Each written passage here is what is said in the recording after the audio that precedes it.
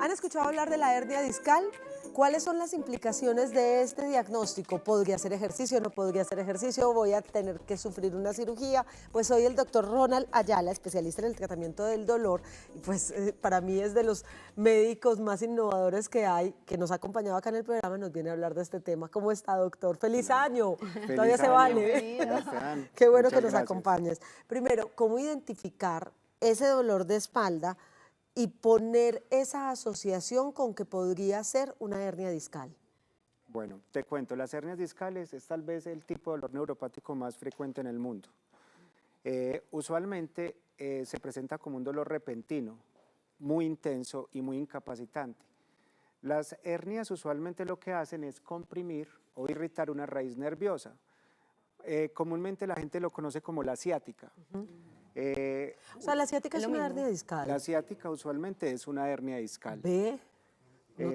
¿Cómo se puede detectar? Usualmente se produce por un dolor bajo de espalda, que es donde más se producen en un 70% de los casos, y usualmente se siente como una sensación de corrientazo, quemón, presión, jalón, que se irradia hacia la parte posterior del muslo o la pierna.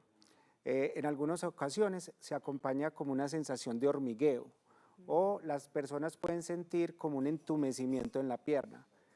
Este dolor se manifiesta más con actividades físicas, por lo cual es muy incapacitante. Entonces las personas que tienen una hernia discal tienen que mantenerse quietas o no se pueden mantener en una posición prolongada por mucho tiempo. O sea, estar parado o sentado por mucho tiempo les impide o les aumenta más bien el dolor.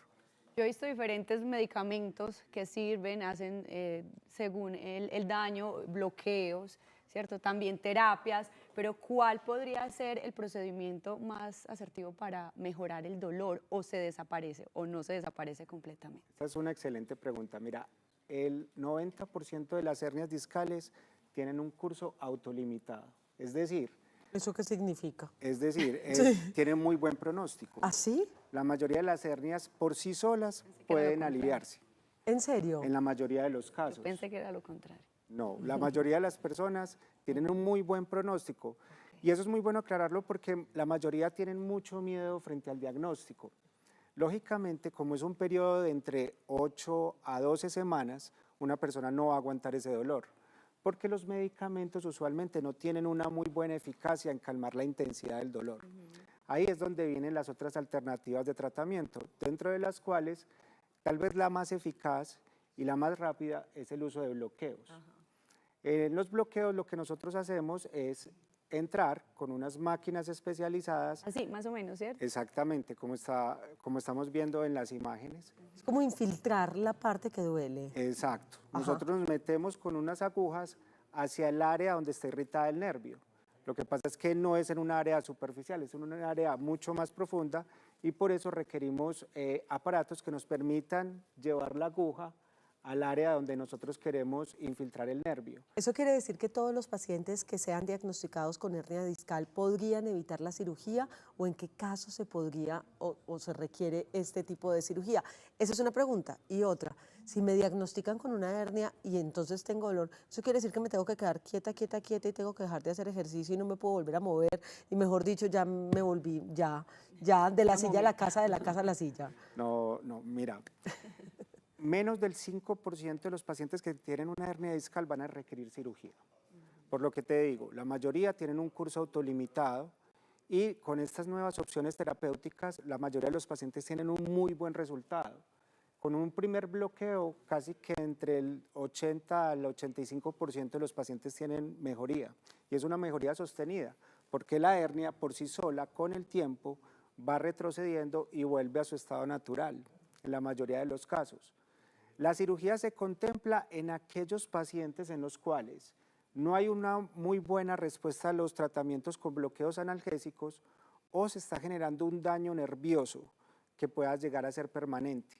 Eso sobre todo ocurre en los pacientes con hernias que tienen en la región cervical, porque el área cervical es un espacio mucho más pequeño y la hernia puede comprimir el cordón espinal, que es de donde nacen los nervios. Es lo que comúnmente la gente le dicen que tiene una mielopatía. Ahí se tiene un alto riesgo de que el paciente pueda tener déficits neurológicos a largo tiempo y esos pacientes van a requerir cirugía. Pero los bloqueos evitan en una gran cantidad de pacientes que llegan a un procedimiento quirúrgico. Ahora, mucha gente, acabo de preguntar una burrada y me va a perdonar, pero una vez me lo dijeron y yo solamente repito. Alguien que tiene ciática me dijo, lo que pasa es que me hicieron una radiografía y resulta que la colita de mi columna es más tiradita como hacia así, como si yo fuera nalguiparada, y que por eso es que me da el dolor. ¿Eso es realmente cierto o no tiene ninguna incidencia? Realmente no es cierto. ¿Vio? En la mayoría de los pacientes nosotros podemos tener anormalidades anatómicas que no nos estén doliendo. Nosotros usualmente utilizamos las imágenes es para determinar cuál es el nivel que se está afectando y lo principal de las imágenes es descartar de que haya una causa secundaria de origen mucho más grave que esté generando el dolor, por ejemplo tumores o infecciones. Pero la mayoría de las veces los dolores de espalda son inespecíficos, porque la espalda, la columna como tal es una estructura muy compleja. No solamente duelen los huesos, los discos, sino que pueden doler los ligamentos, los músculos u otras estructuras que estén alrededor de la columna. Los bloqueos, en este caso, por ejemplo, lo que tú me preguntabas, tiene un efecto muy importante desde el punto de vista diagnóstico, porque nosotros podemos determinar con el bloqueo de dónde se está originando el dolor y dependiendo de dónde se origine el dolor, nosotros podemos determinar qué tipo de estrategias terapéuticas ofrecerles al paciente para que tengan un alivio mucho más prolongado. Y hay una cosa muy importante que tú me estabas preguntando ahorita, que no la quiero dejar pasar por alto, y es si uno se debe quedar quieto. El pronóstico de las hernias lumbares y del dolor lumbar depende de la rehabilitación. Realmente los pacientes que están más en reposo, que no hacen actividad física, son aquellos pacientes que tienen un pronóstico peor que los que hacen actividad. Lo que pasa es que como es un dolor tan incapacitante, hay que orientar al paciente hacia qué actividades puede realizar sin perder un acondicionamiento físico. Pero eso no quiere decir que te vayas a quedar quieto durante todo el proceso. Ese 15% restante de las personas que de pronto no les funciona el tratamiento, tiene que ver, por ejemplo, con su estatura. Hay personas que son muy altas, casi todas las personas altas, yo creo, me atrevo a decir que sufren de la espalda. ¿Esto tiene que ver también con esa hernia discal o es un tratamiento diferente al que hay que acudir? Es que les duele mucho, no mentira. No, Sí, pero, yo lo hablo por experiencia. Sí. Pero- Tengo personas conocidas que son muy altas y Tu que esposo es sufren toda muy la vida de la alto. espalda. pero sabes que Y no se les- eso no es tan raro y es cierto. La estatura tiene implicaciones en la generación de dolor lumbar y es porque la columna está conectada a una cadena de músculos que incluso van desde el talón hasta el área cervical. Y usualmente las personas altas tenemos una posición que no es ergonómica Es y eso. sobrecarga mucho la columna. Cuando tú me hablas de que hay un 15% que no llegan a cirugía, hay varios factores. Uno de ellos es el peso. Los pacientes que tienen un sobrepeso tienen mayor riesgo de que las hernias sean mucho más grandes y estén generando mayor compresión nerviosa. Pero hay otros factores, por ejemplo, como la edad, porque cuando vos tenés una hernia y esa hernia te comprime el nervio, hay que mirar si el espacio también está disminuido por otras causas, como es el crecimiento de picos de hueso, el aumento del tejido graso alrededor del nervio. Entonces, en los pacientes ancianos eso usualmente es más común. O Pero si es hay fácil de tratar en los desplazamiento. pacientes de 60 a 70 años, se trata igual. Es muy fácil. Y realmente, porque los procedimientos que se hacen desde el punto de vista de dolor son mínimamente invasivos. Y usualmente nosotros hacemos un muy buen chequeo de las condiciones del paciente antes de ofrecer el tratamiento. La mayoría de las veces, diríamos que menos del 2% de los pacientes no son tributarios a un procedimiento de tipo intervencionista analgésico, pero un paciente de 60, 80, 90 años puede ser tributario a esos tratamientos analgésicos. Lo más importante aquí es que ningún paciente tendría por qué vivir y acostumbrarse al dolor. Exacto. Es muy importante que los pacientes, frente a un dolor que los incapacite, consulten y no se automediquen. Eso es muy común en nuestro medio. Muchas personas nos llegan a nosotros después de haberse aplicado miles de inyecciones o sugerencias por parte de los farmacéuticos o conocidos. Y son esos pacientes precisamente los que más tienen riesgo de que el dolor se cronifique. Y por ejemplo, los bloqueos, ¿qué tan regularmente se pueden hacer?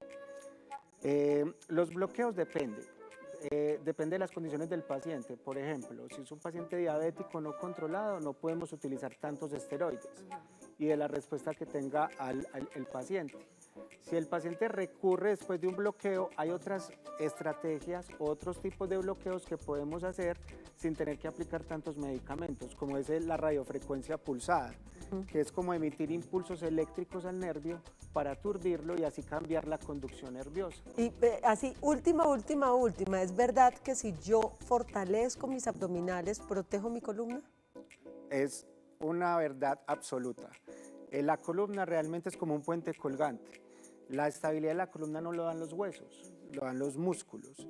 Sí, por eso es que las personas obesas tienen mayores riesgos a presentar hernias. Si tú no tienes un buen fortalecimiento de la zona core, que es la zona abdominal, todas las cargas que tú hagas se van a ir hacia la columna. ¿Cómo lo encontramos en redes sociales? Nos pueden encontrar como @SEATCentro, nos encontramos en Instagram, Facebook y en la línea de WhatsApp. También, pero esa sí la vamos a dejar pendientica, no me haga el gol. Gracias, mi doctor hermoso, por acompañarnos. No, Maravilloso muchas gracias tenerlo por la acá, porque además, invitación. te digo, este hombre es un investigador tremendo, como todos los médicos especialistas. Aclaramos un montón de dudas, muchas gracias. No, con Ya mucho volvemos, gusto. ya